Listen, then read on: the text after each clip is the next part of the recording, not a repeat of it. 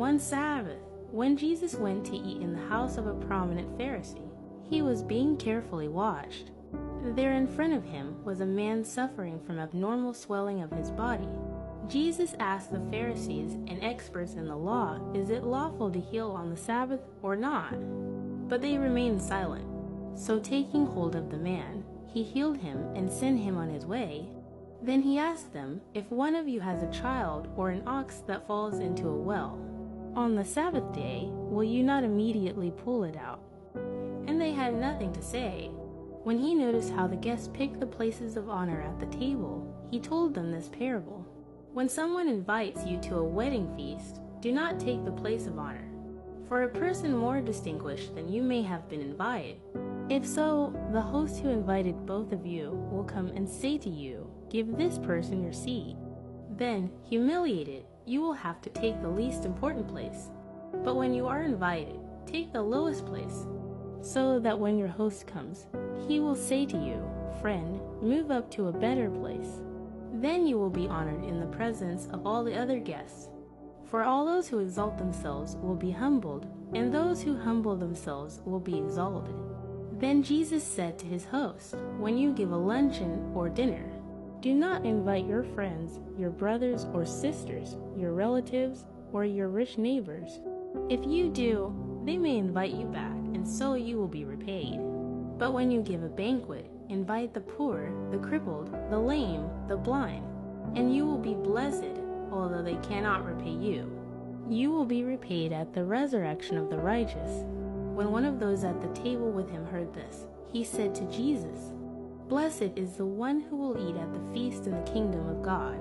Jesus replied, a certain man was preparing a great banquet and invited many guests.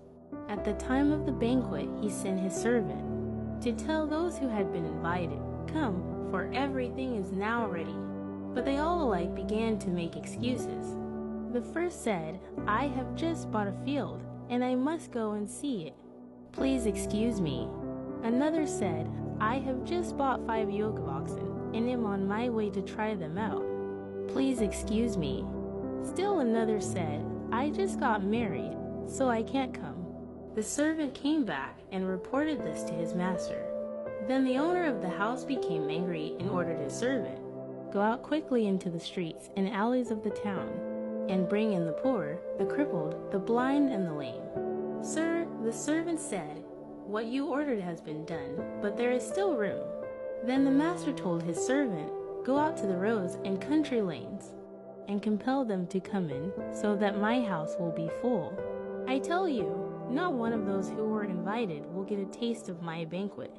Large crowds were traveling with Jesus, and turning to them he said, if anyone comes to me and does not hate father and mother, wife and children, brothers and sisters, yes, even their own life, such a person cannot be my disciple. And whoever does not carry their cross and follow me cannot be my disciple. Suppose one of you wants to build a tower.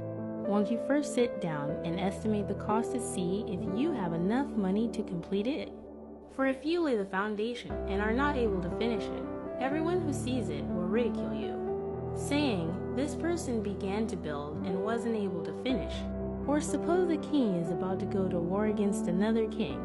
Won't he first sit down and consider whether he is able with 10,000 men to oppose the one coming against him with 20,000? If he is not able, he will send a delegation while the other is still a long way off and will ask for terms of peace. In the same way, those of you who do not give up everything you have cannot be my disciples.